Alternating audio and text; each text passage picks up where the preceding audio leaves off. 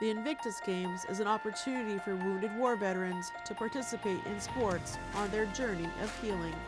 With the lighting of the cauldron, the Games officially started. The opening ceremony is kicked off with a star-studded lineup of performers, including musician Chris Martin from Coldplay, who performed with his choir the theme song that he wrote for the Games. Out of the night that covers me, black as the pit from pole to pole. The Duke of Sussex, Prince Harry, addressed the sold-out crowd of 40,000 people at BC Place in downtown Vancouver. I would like to begin by honouring the First Nations who are hosting this year's Games. Lilwat, Musqueam, Squamish and Tsleil-Waututh. Heitsap, Kukwilum. We are so grateful to you for having these Games on your land.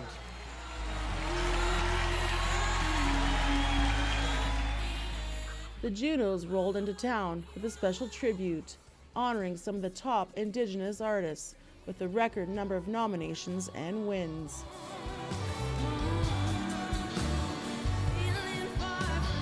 And for Tia Wood, who was nominated for the first time, she walked the red carpet with her mom and grandmother. We're at a very special time right now when it comes to Indigenous representation. We're just at the brink of it. You know, we're seeing ourselves on runways and on the radio and on TV, and it's just the tip of the iceberg, and it's coming. There's a wave coming. And then there are others winning in some top categories, like the Sign-Nosed Res Kids, who won Rap Album of the Year. We caught up with the Sign-Nosed Res Kids to talk about their first time win. Enjoying the moment. Yeah. Enjoying the moment.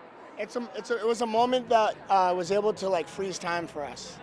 That's what it felt like. Yeah. It's crazy. And in August of 2025, history was made.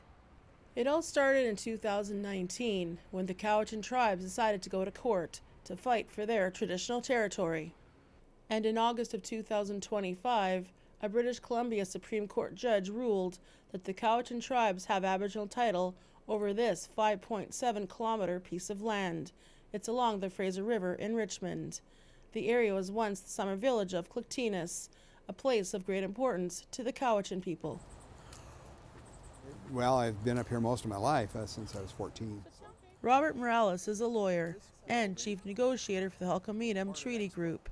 Although he wasn't a part of this court case, he has done extensive research and listened to oral history on the village of Indigenous. The elders would go together, bulrushes, they would go together different species of fish, they would dry them and bring them back for winter.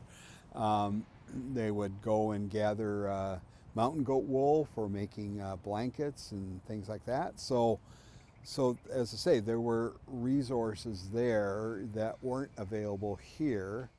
Now, the court's decision to grant Aboriginal title to the Cowichan is being appealed by the city of Richmond, the province, and the Musqueam Indian Band, who also claim the area as their territory. I understand why they decided to go to court. And at the same time, we have obligations both, I believe, to the Cowichan people about the injustice that was done to them, and also to private property owners in the province to provide clarity to them. We believe that the judge made some very serious errors in relation to the private property owners in Richmond. I've gotten zero information aside from what's on this little piece of paper, which is on the website already. So why didn't you reach out to us earlier? Do the lawyers want to address that one? Close to 1,000 people gathered under the Every Child Matters flag at the University of Victoria, where one BC MLA Dallas Brody and her supporters were trying to hold a speaking event. Brody says residential school trauma never happened, and there are no unmarked graves. Her views and word of her event triggered a huge response. A sea of residential school survivors and their supporters showed up to make sure they were here to stop it from happening.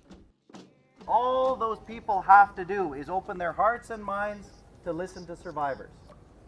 All they have to do is just open their ears for 5 brief minutes and they would know that there is no reason why anybody would ever make up the stories that have been shared about what Canada and the churches have done in this country. And just steps away from the event, Dallas Brody and her supporters, including Francis Widdowson, showed up, despite not being allowed onto campus by officials.